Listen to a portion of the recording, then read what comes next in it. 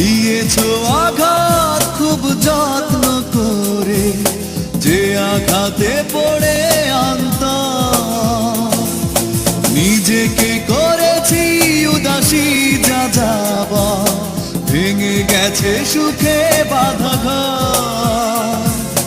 দিয়েছো আঘাত খুব যত্ন করে, যে আঘাতে পড়ে